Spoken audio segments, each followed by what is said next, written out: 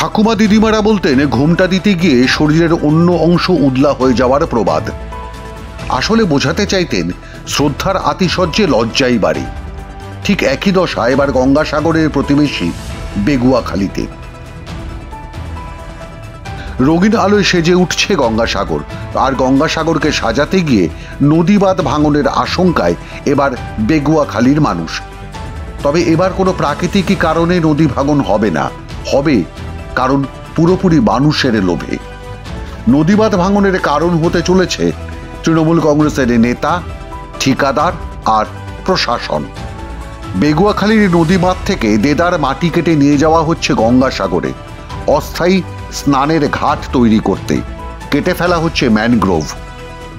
সাগরের যে স্নান ঘাটটা বানাই হচ্ছে ওটা কিন্তু অস্থায়ী, ওই নরম সোয়েল ওখানে কিন্তু থাকবে না, টিকবে না, যে কোনো মুহূর্তে ওটা তো ওয়াশ আউট হয়ে যাবে। অতএব এই জায়গা থেকে মাটিটা না নেওয়াই ভালো। সেখানে পুলিশ ছিল, পুলিশকেও বলেছি যে ডিএমের পারমিশন রয়েছে। হ্যাঁ, আমি বলছিলাম যে ডিএমের পারমিশন রয়েছে ঠিক আছে, কিন্তু আমাদের যে এখানে যে নদী বাউন্ডারিটা আছে একদম সামনে তো বঙ্গোপসাগর, যখনই কোনো ডিজাস্টার হয় আমাদের এই বাঁধের উপর দিয়ে স্লাইন ওয়াটার কী করে ধান ক্ষেতের উপর উপচে পড়ে। তাই রিকোয়েস্ট করছি স্যার, এই জায়গাতে এই জিনিসটা কিন্তু করবেন না। বলা সত্ত্বেও তো সেটা কিন্তু পরবর্তী সময়ে সেটা কিন্তু বন্ধ করেনি, মাটিটা অনেকটা তুলে নিয়ে গেছে। তার জন্য আমরা খুবই দুঃখিত। হ্যাঁ, গঙ্গাসাগর গ্রাম পঞ্চায়েতের পক্ষ থেকে ম্যানগ্রোভ হয়েছিল এবং ম্যানগ্রোভটা এখনও কেটে নেওয়ার পরও তো অনেকটা রয়েছে, যেটা অত্যন্ত সুবিষয়। ভগীরথবাবু নিজেই গঙ্গাসাগর পঞ্চায়েতের তৃণমূলের সদস্য। তার কথাই পাত্তা দেয়নি ঠিকাদার আর বিধায়কের লোকজন। তো সাধারণ মানুষের অভিযোগ কে শুনবেন? সাগরে গেছে, আমরা বাধা দিয়েছি, পঞ্চায়েত মেম্বারকে ডেকেছিলাম, পঞ্চায়েত মেম্বার নিজে এসেছিল, এসে বাধা দিয়েছে। ও দুজন ইন্সপেক্টর এসেছিল, এসে বলছে তোমরা ডিএমের কাছে যাও, বিডিও সাহেবের কাছে যাও, আমাদের উপর থেকে এসপি অর্ডার আছে। আর ওই বাঁধটা নষ্ট হয়েছে, আমরা তো এখানে বসবাস করি, আমাদের প্রত্যেক বছর জল উঠে, নোনা জল উঠে। তারপরে ওই কয়েক বছর আগে ডিএম এসেছিল, আর বিডিও সাহেব এসেছিল, মন্ত্রী বঙ্কিমবাবু এসেছিল, এসে এখানে মেন গ্রুপ চারা লেগে গেছে।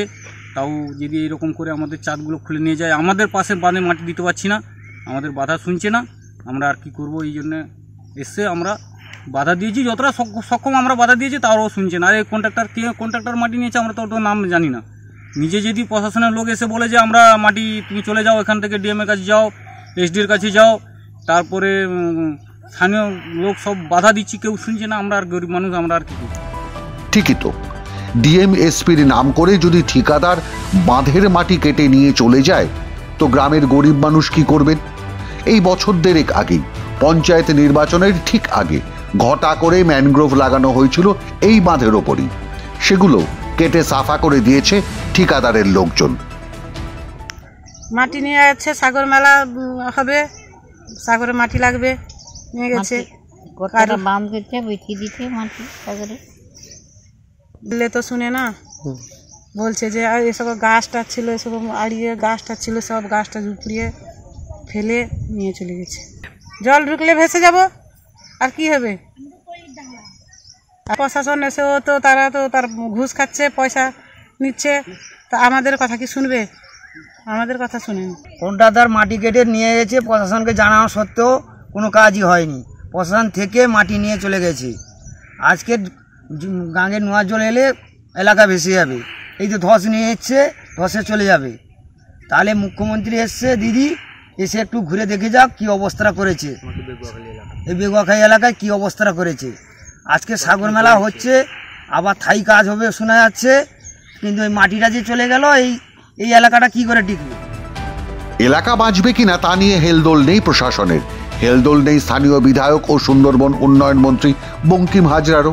তিনি ভয়ানক আশ্চর্য হয়ে টেলিফোনে জানিয়েছেন এমন নাকি হওয়ারই কথা নয়, আর তার জামাই এবং পঞ্চায়েত সমিতির নেতা জানিয়েছেন এমনটাই হওয়ার কথা ছিল।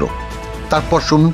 আপনি যেটা বলছেন আমাকে কেউ বলেনি, আমি আপনাকে দায়িত্ব নিয়ে বলতে পারি, যদি বেগুয়াখালীর নদীর শিশর থেকে মাটি কাটা হয়, কেটে যদি গঙ্গাসাগর মেলা মাঠের কাজ হয়, তাহলে যারা এই কথাটা আজকের আপনাদের বলছে, একদিনও তো বলতো, আমি তো ওই জায়গাতে প্রায় ছিলাম, তাহলে আমি পুলিশকে দিয়ে সেটাকে বন্ধ করে দিতাম। এখন কি কাটা হচ্ছে? না, বর্তমানে সেটা নাকি হ্যালো, বন্ধ হয়েছে। আপনার পঞ্চায়েত তৃণমূল যিনি পঞ্চায়েত সদস্য রয়েছেন তিনিও বলছেন যে এই বিষয় নিয়ে রাজ্যের মুখ্যমন্ত্রীকে জানিয়েছি, প্রশাসনকে জানিয়েছি, কিন্তু কোনো লাভ হচ্ছে না।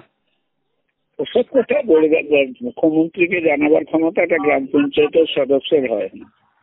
কিসের মুখ্যমন্ত্রী? মুখ্যমন্ত্রী দুদিন তো ছিল, আমি তো ছিলাম। একেবারে সিএস থেকে শুরু করে সমস্ত উচ্চপদস্থ আধিকারিক তো ছিল। ওখানে থানাকে বললে থানাকে তো আমাকে বলতে পারতো। এবার শুনুন মন্ত্রীমশাইয়ের জামাই স্বপন প্রধানের দাবি।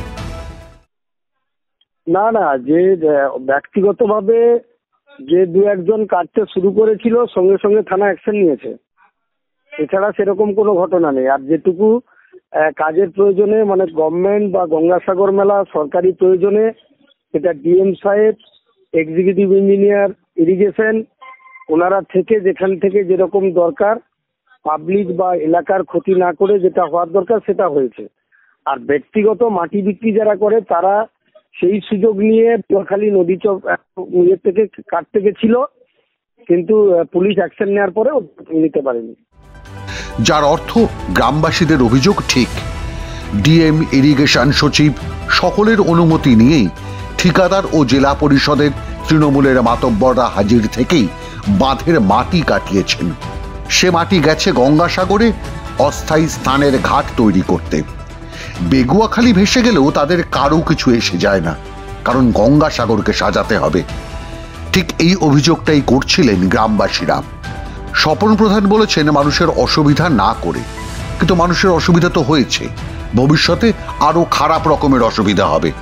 কারণ ফের বর্ষার শুরুতে বাঁধ ভাঙবে, বর্ষার শেষেও বাঁধ ভাঙবে, জমিতে নোনা জল ঢুকে ফসল নষ্ট হবে, ফের ত্রাণ আসবে, মাটি বোল্ডার আসবে, ঘটা করে ম্যানগ্রোভ লাগানো হবে, বছর বছর একই কাজের পুনরাবৃত্তি হবে। আর সরকারের ঘরের টাকা খরচ হবে, পকেট ভরবে তৃণমূল কংগ্রেসের স্থানীয় নেতা আর ঠিকাদার বিধায়কদের। তাহলে মন্ত্রীমশাই চুপ কেন? এখন এলাকার প্রশাসন চুপ কেন? এদিকে মুখ্যমন্ত্রী মমতা বন্দ্যোপাধ্যায় বলছেন যে অবৈধ নির্মাণ, অবৈধভাবে যদি কেউ মাটি খননের কাজ করে তাদেরকে অ্যারেস্ট করতে হবে। আমি তো বলবো আগে ওই কন্ট্রাক্টরকে অ্যারেস্ট করার আগে তৃণমূল নেতাদের অ্যারেস্ট করুন, কারণ এদের যোগ সাজসেই কিন্তু আজকের এই মাটিটা খনন করা হয়েছে। আর তারপরে পুলিশ গিয়ে কয়েকজনকে লোক দেখানতে অ্যারেস্ট করছে। এগুলো নাটক ছাড়া আর কিছু নয়। সব তৃণমূল নেতা, প্রশাসন সকলের যোগ সাজসে কিন্তু আজকের এই খালের মাটিগুলো এবং যে জায়গায় বৃক্ষরোপণ করছিল উঁচু চর, সেই চরটা কেটে ধ্বংস করে দিয়েছে কন্ট্রাক্টররা টাকার বিনিময়ে। আর বর্ষাকালে দেখবেন এই এলাকার মানুষরা প্লাবিত হয়ে যাবে, তখন আবার টাকা দাও আর সেই টাকা তৃণমূল নেতাদের পকেটে। একদিকে গঙ্গাসাগর, অন্যদিকে বেগুয়াখালী। আর গঙ্গাসাগরকে সাজাতে গিয়ে এবার উলঙ্গ হয়ে গেছে বেগুয়াখালীর বিস্তীর্ণ অঞ্চল। মাধ্যম ব্যুরো রিপোর্ট।